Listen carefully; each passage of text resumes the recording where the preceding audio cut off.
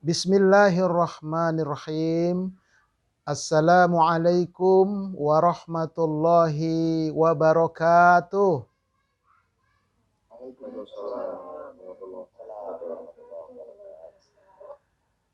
Alhamdulillah wassalatu wassalamu ala Rasulillah wa ala alihi wa sahbihi wa man tabi'ahu ila yaumil qiyamah amma ba'd. Puji dan syukur tidak bosan-bosannya kita haturkan kehadirat Allah Subhanahu wa taala. Salawat beruntaikan salam semoga senantiasa Allah sampaikan keharibaan putra Abdullah, buah hati Aminah, kekasih Allah, Nabi kita Muhammad sallallahu alaihi wasallam. Baik, Bapak-bapak, ibu-ibu sekalian, jamaah yang dirahmati oleh Allah Subhanahu wa taala. Sebelumnya saya ingin memperkenalkan dulu bahwa saya punya majelis studi dakwah terapan yang mengulas dan mengkaji materi-materi dakwah untuk dapat diterapkan dalam ibadah dan kehidupan sehari-hari. Nah, adanya di mana? Di YouTube. Saya punya channel. Nama channelnya Ustadz Arifin Purba Official. Silakan Bapak Ibu berkunjung ke channel saya. Dan ini pun nanti insya Allah akan saya upload ke YouTube kalau dapat izin dari Bapak Ketua. Ya. Nah, setelah berkunjung silakan, banyak materi tentang hisab dan ru'yat. Ada ya, barusan saya upload kemarin. Tentang menikah beda agama, tentang konsultasi waris dan lain-lain sebagainya, ada insya Allah. Tapi jangan lupa subscribe, like, and share. Dan itu gratis ya. Itu gratis insya Allah. Baik, yang saya hormati. Nah, ini penting ini. Pertama, Bapak Devindra selaku VP Telkom Financial Control, Direktorat Keuangan PT Telkom. Ya, Pak Devindra. Nah, kemudian yang saya hormati para senior leaders di unit Financial Control.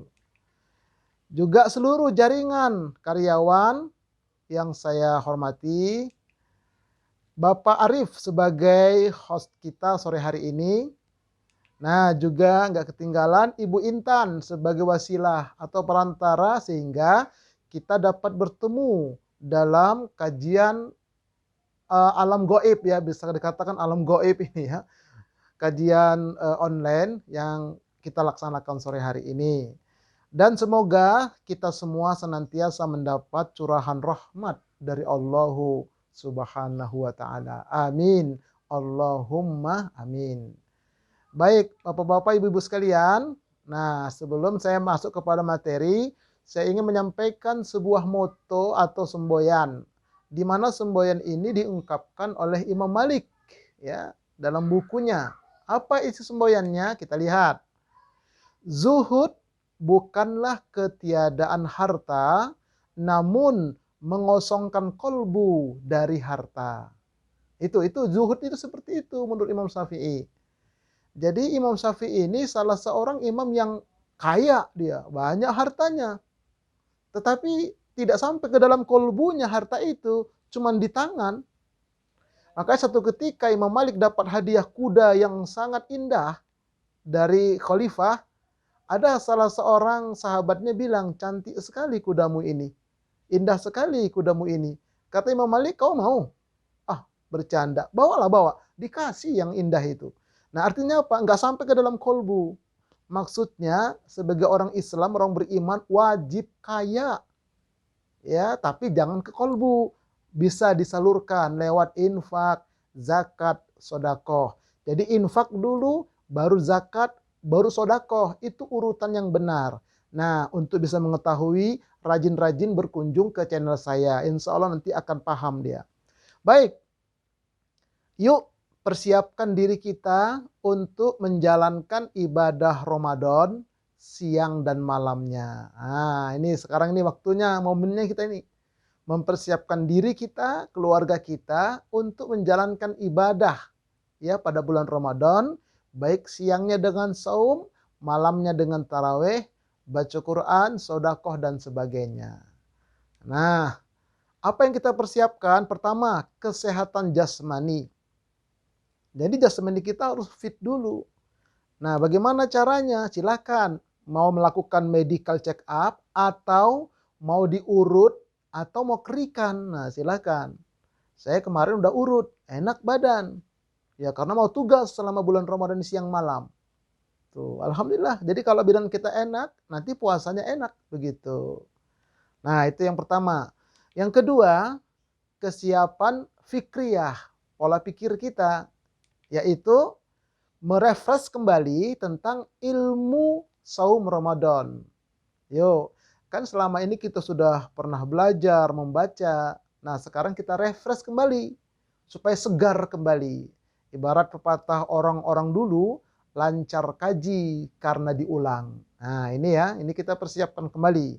Nah, yang ketiga, ruhiyah kita, kolbu kita, jiwa kita juga kita harus persiapkan. Karena kalau nggak siap mental kita, nanti kalah kita. Jadi kalau sudah down mentalnya nggak bakal dia bisa menang. Begitu juga tentang ibadah Ramadan ini. Nah, yaitu kesiapan iman kita saat menjalankan ibadah Ramadan. Nah, bagaimana persiapan iman ini? Nah, ini akan kita ulas pada sore hari yang berbahagia ini. Baik. Nah, nanti di ujung nanti ada kuis ya. Ini siapkan ini, ada kuis. Nah, insya Allah nanti ada kuis 5 pertanyaan. Siapa yang bisa menjawab dengan tepat akan mendapat hadiah. Nah, mungkin nanti hadiah utamanya mungkin ya, umroh bagi yang mampu. Nah, bagi yang mampu tentunya. Baik ya, nanti siapkan ini. Bagaimana cara mempersiapkannya? Boleh, ini saya kasih bocoran. Boleh nanti antum masing-masing slide ini dipoto. Nanti pertanyaannya ada pada slide tersebut. Ini sebetulnya bocoran, tapi nggak apa-apa.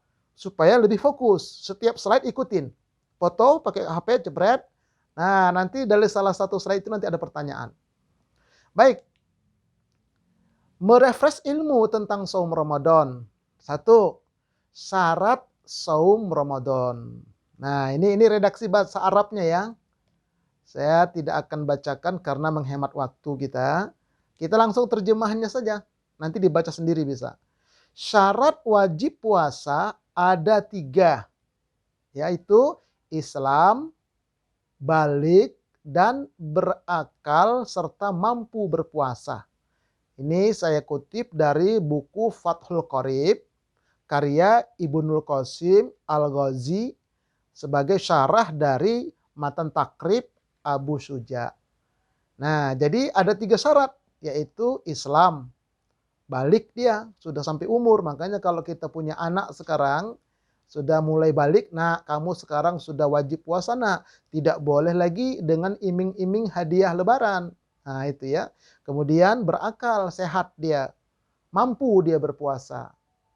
Nah Ustadz, tetangga saya ada, dia kok nggak puasa ya? Mungkin bukan orang Islam. Islam Ustadz. Mungkin belum balik, sudah balik Ustadz. Mungkin orang gila. Oh berakal Ustadz, pinter dia. Mungkin nggak mampu, sehat kok. Nah kalau begitu mungkin nggak punya iman dia. Itu yang terakhir, nggak punya iman mungkin dia. Na'udzubillah min dzalik. Baik, yang kedua. Rukun saum. Ya. Yang berikutnya rukun saum. Nah yang pertama niat. Disebutkan dalam hadis, malam yujmi isyama ma'al fajri fala siyama lahu. Barang siapa yang tidak meniatkan puasa sampai terbit fajar, maka tidaklah sah puasanya. Jadi wajib niat tiap malam. Nah, tidak boleh niat sengaja aku puasa 1 bulan penuh Ramadan. Nggak boleh. Ada lagi yang niat sengaja aku puasa Ramadan 10 tahun ke depan. Nggak boleh. Tiap malam. Nah, kapan waktu niat? Boleh habis maghrib langsung niat. Habis taraweh langsung niat. Habis makan sahur langsung niat. Boleh berlapis-lapis niat 1 malam itu. Nah, begitu caranya. Apa itu niatnya Ustadz? Kalau rame-rame di masjid nawaitu shauma godin, itu namanya lafaz niat. Lalu bagaimana? Nah, setelah melafazkan itu, wajib kita tafakur sejenak. Tafakur dalam hati ngomong, sengaja aku dalam hati kita puasa Ramadan besok. Nah itu wajib, tafakkurnya itu yang wajib. Diniatkan dalam kolbu. Qasdu syai'im muqtaronan bi fi'lihi. Menyengaja dalam satu perbuatan dalam kolbunya, nah akan dia laksanakan. Nah, itu niatnya dalam kolbu. Nah yang kedua rukunnya adalah menahan diri. Maksudnya membuktikan niat tadi malam dari hal-hal yang dapat membatalkan dan merusak puasa sejak waktu imsak azan subuh hingga terbenam matahari dengan niat ibadah. Nah, jadi harus dibuktikan siang harinya. Di dalam kamar, siang-siang lagi panas, ada air. Tapi dia nggak minum. Kenapa? Aku sudah niat tadi malam. Begitu. Lagi naik mobil, ada yang main salib. Sebetulnya kita pengen marah. Tapi kita katakan, aku sudah niat menahan amarah ini ya Allah. Begitu caranya. Anak ibu pulang dari sekolah, playgroup, pakai sepatu masuk ke rumah. Yang satu dibuka, taruh di atas meja. Yang satu lagi di atas kulkas. Ibu nggak marah. Dipanggil anak sini nak. Sepatu bukan di sini ya, di sana nak. Apa kata anaknya? Ibu udah niat puasa ya, saya nggak marah. Nah begitu. Tapi nggak boleh kata ibu, awas ya, nanti maghrib kamu saya marahin. Nah itu dendam namanya. Jadi ditahan kolbunya. Nah itu namanya niat. Jadi dibuktikan pada siang hari niat itu. Dengan niat ibadah. Tidak boleh niatnya sekaligus langsing. Nggak boleh. Mutlak ibadah. Langsing itu hadiah dari Allah. Sehat itu hadiah dari Allah. Baik, yang berikutnya pembatal puasa. Nih, ini redaksi bahasa Arabnya ya, nanti silahkan dibaca. Kita lihat redaksi bahasa Indonesianya. Yang membatalkan puasa ada 10 macam. Memasukkan sesuatu ke dalam tubuh dan kepala dengan sengaja. Memasukkan sesuatu obat melalui dubur atau kemaluan. Muntah dengan sengaja, melakukan jima dengan sengaja, hubungan suami istri di siang hari, di dalam fajar, fajri, kemaluan, keluar mani karena mubasyarah, ya bersentuhan, haid, nifas, gila dan murtad. Nah, ini pembatal puasa. Nah, jadi hati-hati. Misalnya memasukkan itu yang untuk kalau dia flu ke hidung begitu. Nah, itu nggak usah disebut nama lah, nanti jadi iklan lagi. Itu batal. Termasuk juga memasukkan asap rokok, batal. Minyak kayu putih pun hati-hati, bisa batal nanti. Nah, begitu ya. Makan obat, apalagi makan obat, batal. Nah, itu ya tentang pembatal puasa. Baik, berikutnya. Kenapa? Vaksin. Nah, kalau dia tidak melalui lubang, tidak melalui lubang yang ada pada tubuh kita, sebagai ulama mengatakan tidak batal. Kalau suntik tidak batal. Karena dia tidak melalui lubang-lubang yang ada. Nah, itu ya kalau suntik tidak batal. Ya, baik. Kemudian yang kelima, puasa wanita hamil dan menyusui. Ya, ini redaksi bahasa Arabnya. Kita lihat terjemahannya. Wanita yang sedang hamil dan menyusui, jika takut dengan kehamilannya, keselamatan jiwanya, maka keduanya boleh tidak berpuasa tetapi harus mengqadha. Nah, misalnya wanita hamil atau sedang menyusui, kata dokter, jangan puasa Bu. Kalau ibu puasa nanti fisik ibu berbahaya. Jadi kalau karena si ibunya, dia nggak puasa, nanti wajib mengqadha saja. Ya, mengqadha saja. Tapi jika keduanya tidak berpuasa karena khawatir keselamatan anaknya, maka keduanya boleh tidak puasa tetapi wajib mengqadha dan membayar fidyah. Anak kata dokter, ibu jangan puasa. Oh, saya kuat kok, kata ibunya. Ya, tapi nanti anak ibu yang berpengaruh dari air susunya. Nah, maka ibu itu nggak usah puasa, nggak apa-apa. Tapi nanti setelah Ramadan wajib qadha dan fidyah. Dua dia ya. Yaitu membayar setiap harinya 1 mud. 1 mud itu 1,3 kati Irak atau 675 gram beras atau 0,688 liter beras. Itu 1 mud. Untuk 1 hari yang dia tinggalkan diberikan untuk setiap harinya. 1 mud.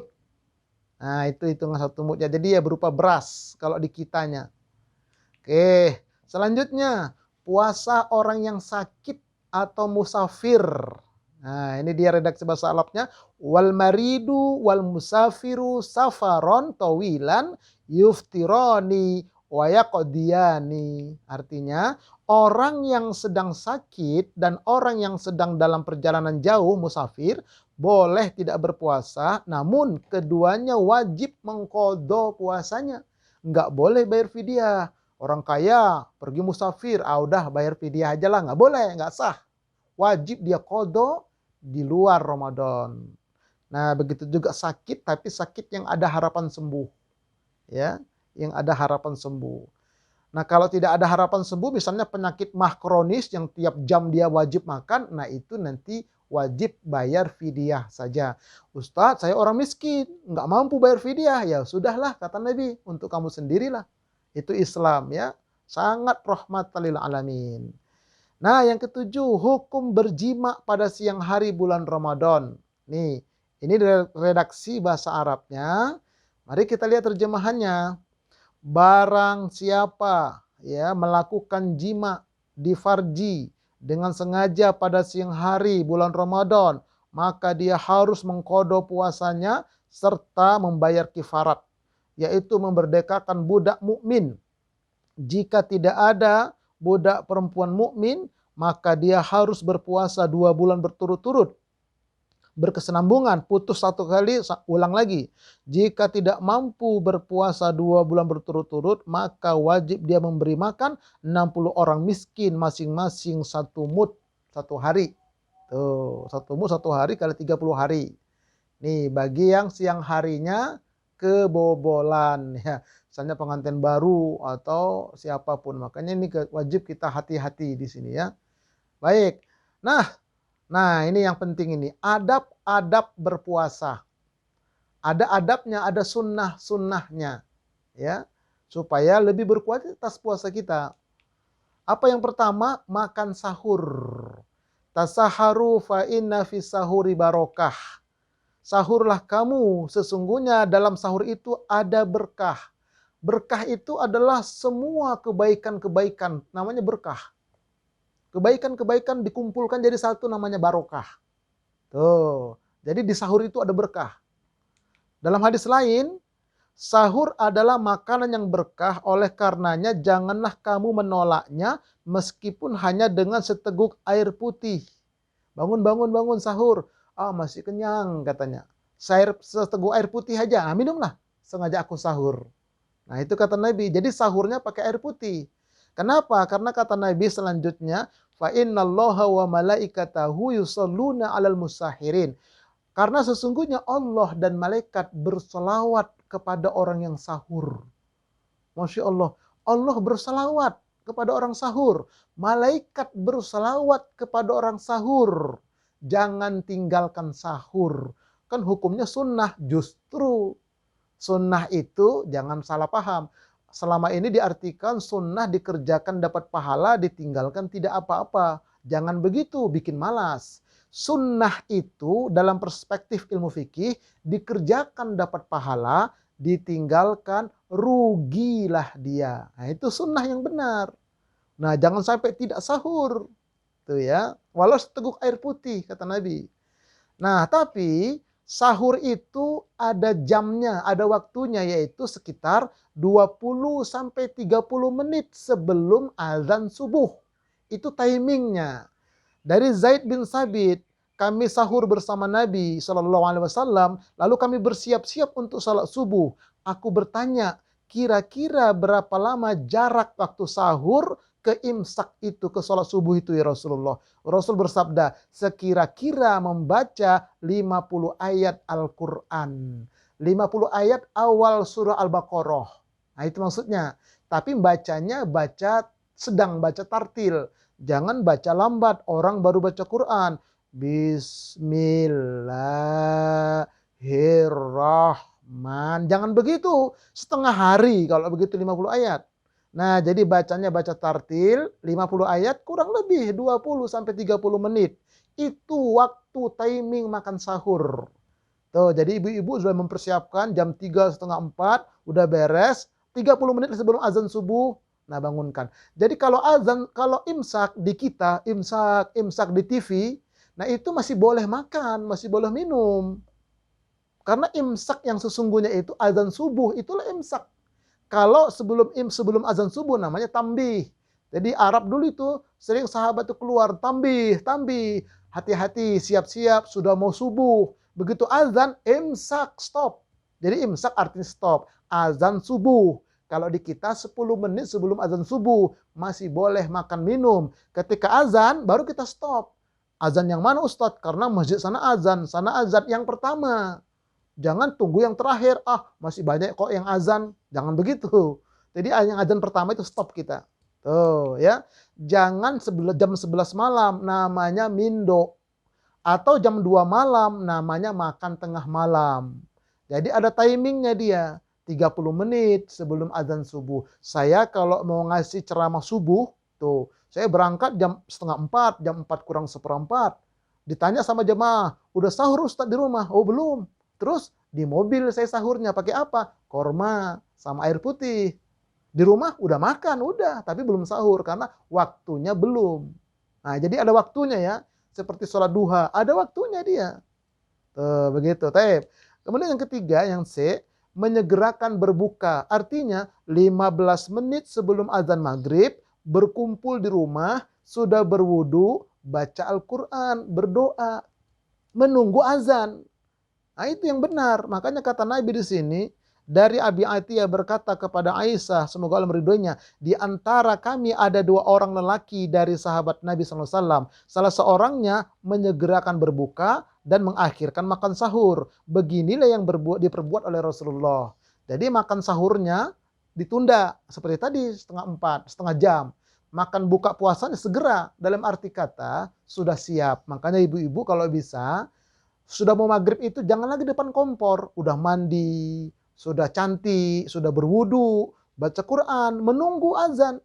Nah, disitulah waktu yang sangat mustajabah kita berdoa kepada Allah Subhanahu wa Ta'ala. Begitu di Mekah Madinah, begitu puasa Senin Kamis, maka sudah rapi itu di depan plastik itu, duduk semua jamaah, nunggu azan maghrib, berdoa, berzikir. Oke. Kemudian yang berikutnya lagi, berbuka dengan tamar. Tamar itu kurma. Makanya jalan tamrin itu jalan kurma ya. Atau dengan air putih. Tuh berbukanya. Nih hadisnya ini. Apabila salah seorang kamu berbuka puasa, maka hendaklah ia berbuka dengan kurma. Jika tidak ada kurma, maka dengan air putih. Air putih itu adalah pembersih. Nah, jadi dengan kurma. Membatalkannya dengan kurma. Kalau nggak ada kurma, air putih. Makanya beli kurma ajwa 2 kilo, 3 kilo. Yang 1 kilo kirim ke Ustadz Purba. Nah, kalau nggak tahu alamatnya, ntar saya kirim alamatnya. Umpama. Gitu ya. Makannya ganjil Pak, Bu. 1 atau 3 atau 5. Jangan semangkok. Doyan namanya. Nah ini. Makannya 1 atau 3. Itu kok digambarnya kok 2 Ustadz. Nah yang 1 udah saya makan tuh. Gitu ya. Jadi makan kurma dulu baru minum air putih.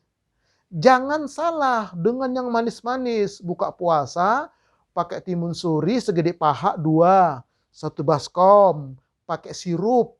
Wah, terus itu pakai es balok 1/4. Sendirian, orang nggak boleh ikut selama sebulan Ramadan. Pas lebaran kencing manis dia. Karena caranya salah. Kita kalau mau periksa darah kan kita disuruh puasa dulu. Gula darah kita sedang turun, dipancing dengan yang begitu, penyakit. Nah, makanya bukanya pakai kurma. Enak, sehat kita. Kalau nggak ada kurma, air putih. Tuh, begitu caranya. Coba kita robahlah ke depan. Nah, yang berikutnya, berbuka dulu baru baca doa. Ya, jangan baca doa dulu, nggak benar. Jadi berbuka dulu. Misalnya ini air putih, kita minum. Bismillahirrahmanirrahim. Minum kita. Sudah? Taruh gelasnya. Baru baca doa.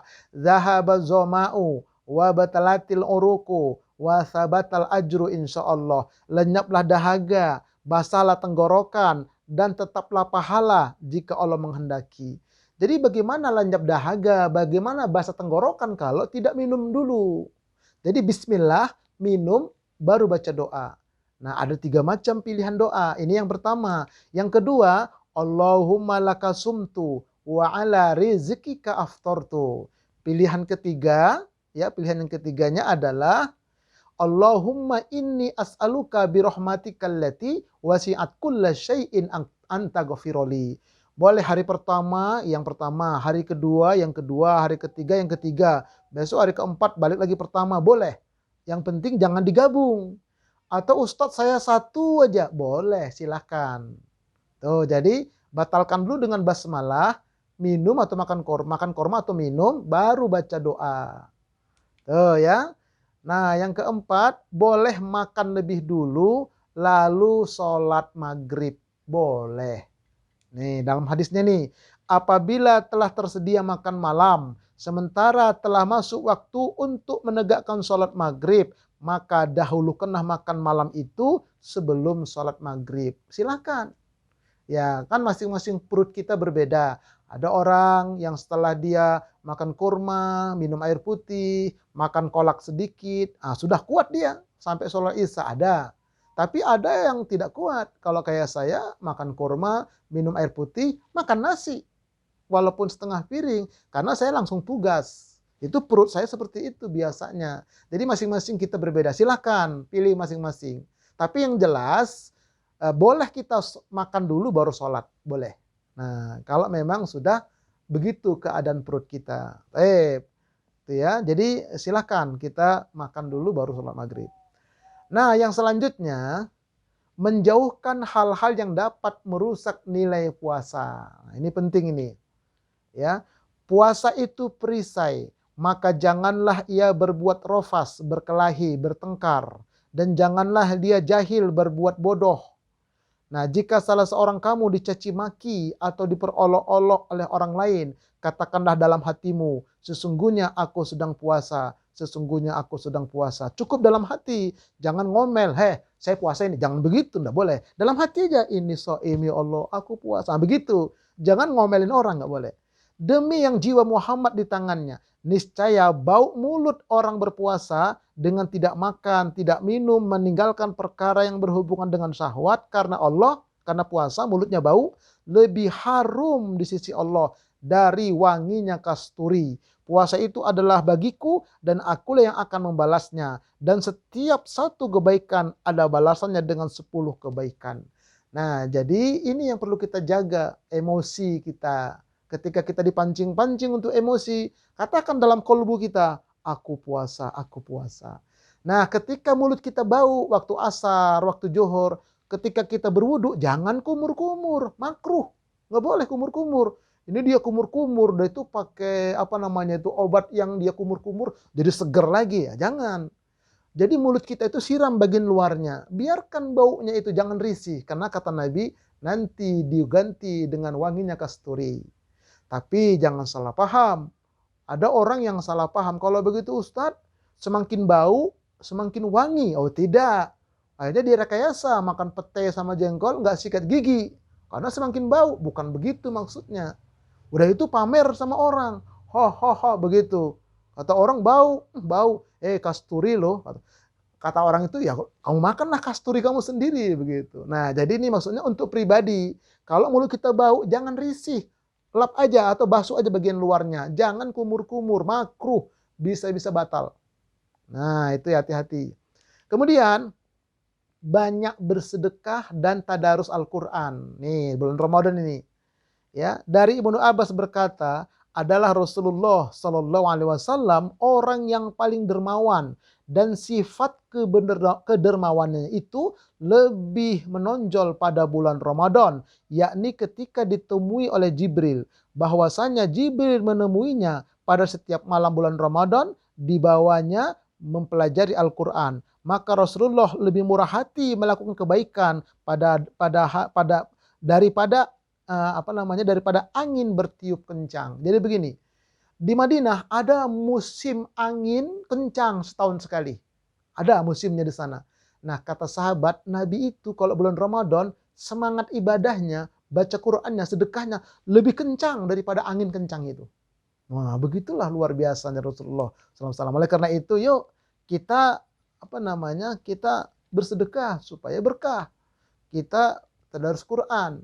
Karena Al-Quran ini, terangnya kuburan kalian, kata Nabi, tergantung banyaknya khatam Al-Quran kalian seumur hidup. Maka bayangkan kalau ada orang tak pernah hatam seumur hidup, bagaimana kuburnya? Luas kafling kalian di surga sebanyak hafalan kalian terhadap Al-Quran. Kalau kita cuma hafalnya trikul, kulhu, kul falak, kul nas, tambah satu lagi forkul, kuliah. Itulah luas surga kita. Ya lumayan juga lah. Nah ini ya di bulan Ramadan itu punya target kita. Baik, nah baru kita sekarang masuk kepada kesiapan mental. Nah itu tadi ilmu secara secara rasionya ya. Kita refresh tadi. Nah sekarang mental kita ini. Bagaimana mempersiapkan mental iman kita untuk menyambut Ramadan ini. Siang dan malamnya. Baik, mari kita lihat. Kita harus nanya diri kita. Are you ready? Apakah sudah siap menyambut Ramadan? Nah ini masing-masing diri kita ngatakan demikian. Sudah siapkah Anda? Baik, mari kita siapkan mental kita. Nah ini termasuk penting ini ya. Nah ini Rasulullah pernah memberikan warning kepada kita. An Abi Hurairah taqol. Qala Rasulullah sallallahu alaihi wasallam, rubba shaimin laisa lahu min siyamihi ilal ju' wa rubba qaimin laisa lahu min qiyamihi ilas sahar. Artinya, betapa banyak orang yang berpuasa pada bulan Ramadan, namun dia tidak mendapatkan dari puasanya tersebut kecuali rasa lapar saja. Nggak ada nilainya. Dan betapa banyak orang yang sholat malam termasuk qiyamul Ramadan, namun tidak mendapatkan dari sholat malamnya itu kecuali hanya begadang saja. Nah jadi itu kenapa? Karena ruhnya nggak ikut. Zohirnya puasa, batinnya tidak. Zohirnya sholat, batinnya melayang entah kemana. Nah makanya saya punya metode itu buku, yaitu memaknai bacaan sholat kata per kata. Silakan berkunjung ke YouTube saya, ada di sana insya Allah. Baik ya, nah ini warning dari Nabi. Nah kalau gitu bagaimana Ustadz supaya puasa kita berkualitas? Nih perhatikan ya, nih coba perhatikan. Apa yang harus kita puasakan dalam kolbu kita ini? Nih kita sekarang masuk ke dalam pengajian kolbu ya, karena ini akhir zaman. Banyak orang yang kolbunya gersang. Nih kita kaji sekarang. Apa yang dipuasakan dalam kolbu ini? Perhatikan, kolbu kita ada 3 lapis. Yang paling luar namanya as-sudur. Yang di tengahnya namanya al-fuad. Yang paling dalam namanya al-absor. Itulah sudur kita, dada kita ini, kolbu kita. Kolbu itu jantung secara fisik. Ya. Nah, di as-sudur itu ada 5 atau 6 isinya. Yang pertama, setan. Jadi setan itu disudur, mondar-mandir, jalan-jalan, disudur itu. Kerjanya apa? Alladzi yuwaswisu fi sudurin nas. Dia selalu memberi was-was di dalam sudur itu. Nah, itu yang pertama setan. Nah, yang kedua, hawa. Ini bukan hawa nafsu, hawa. Hawa itu syahwat, ya. Atau hawa itu kecenderungan-kecenderungan seperti binatang. Itu punya hawa dia. Pengen makan, pengen kawin, itu namanya hawa. Ya. Tuh, dalam sudur itu adanya. Nah, hawa ini merupakan senjata setan. Dibawa kemana-mana sama setan. Tuh ya, sebagai senjata dia. Yang ketiga, bintik-bintik hitam akibat dosa. Satu kali kita berbuat dosa, maka Allah jadikan 1 bintik hitam dalam kolbu kita. Begitu dalam hadis yang sahih. 2 dosa, 2 bintik hitam. 1000 dosa, 1000 bintik hitam. Maka hatinya hitam, tertutup dengan dosa. Kalau hatinya hitam, wajahnya pun jelek, nggak bercahaya. No, makanya coba lihat itu, maaf ini. Orang-orang Batak tukang copet, itu wajahnya sangar. Tapi kalau orang Batak yang sudah Islam, wajahnya bercahaya. Contohnya Ustadz Purba. Maaf ya, bukan untuk sombong-sombongan, bukan. Tahadus binikmah. Wa amma binikmati rabbika fahadis. Nikmat Allah ceritakan. Ini Bapak Ibu semua wajahnya bercahaya ini. Walaupun sedikit-sedikit ada buram-buramnya. Kenapa? Kita masih punya dosa. Oh, itu ya bintik hitam itu dalam kolbu kita. Itu disudur.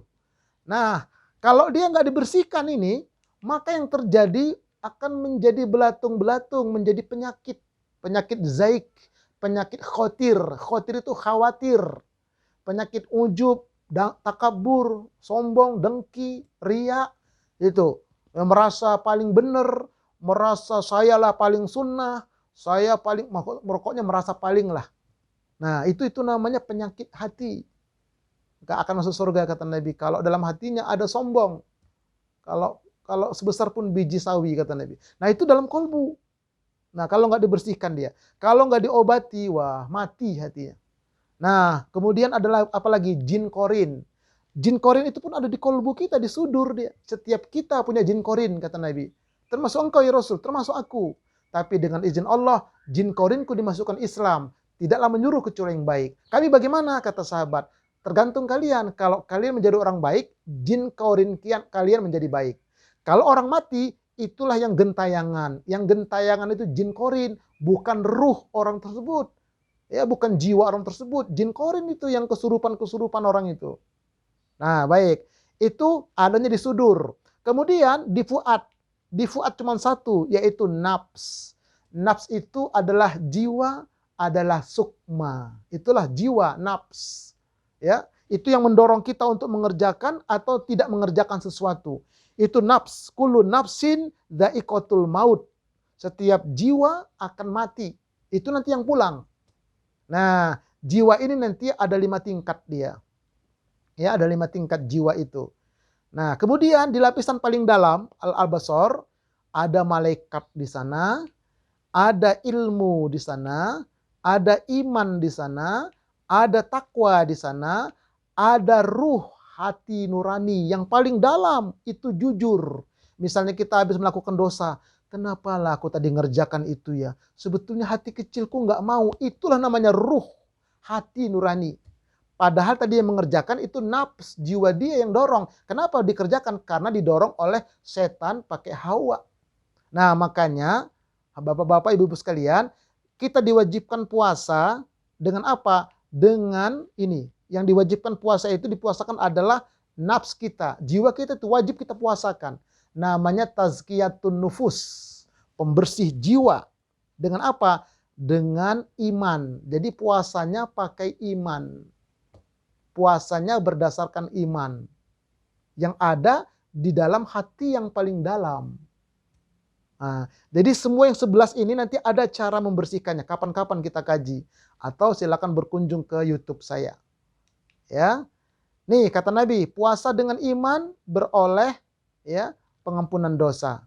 Man shoma Ramadan imanan wahtisaban ghufira lahu ma taqaddama min dzambihi.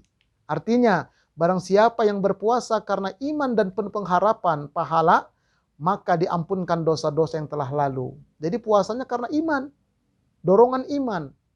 Ah, begitu juga ya tarawih dengan iman beroleh pengampunan dosa. Apa kata Nabi? Man qoma Ramadan imanan wahtisaban ghufira lahu ma taqaddama min dzambi. Siapa yang menegakkan malam Ramadan salat tarawih dengan iman dan penuh pengharapan pahala dari Allah, maka diampunkan dosa-dosa yang telah lalu. Jadi ciri-ciri orang puasa karena iman, wajahnya tetap ceria, enggak lemes. Aduh, kenapa lemes? Ah, lagi puasa. Enggak begitu. Kerjanya datangnya on time, pulangnya pun on time. Kenapa datang terlambat? Aduh, tadi kesiangan sahur. Pulang pengen cepet-cepet, pengen buka puasa. Enggak begitu orang karena iman puasa. Ada sahabat Nabi, dia sedang puasa sunnah. Nah, tapi begitu dia mau berangkat ke pasar, dia siapkan bontot. Apa itu bontot? Bekal untuk makan siang. Tapi begitu habis zohor, dia sedekahkan makanan itu kepada orang fakir miskin. Dia bawa sisir, dia sisiran. Dia terlihat segar terus. Orang nggak tahu, padahal dia sedang puasa sunnah. Nah, begitulah hendaknya kita puasa siangnya. Begitulah hendaknya kita malam tarawih dengan penuh ceria. Itulah dorongan iman. Nah, itu yang harus kita tingkatkan. Nah, wallahu a'lam bishawab. Semoga bermanfaat. Sampai jumpa lagi insyaallah pada kesempatan yang lain. Assalamualaikum warahmatullahi wabarakatuh.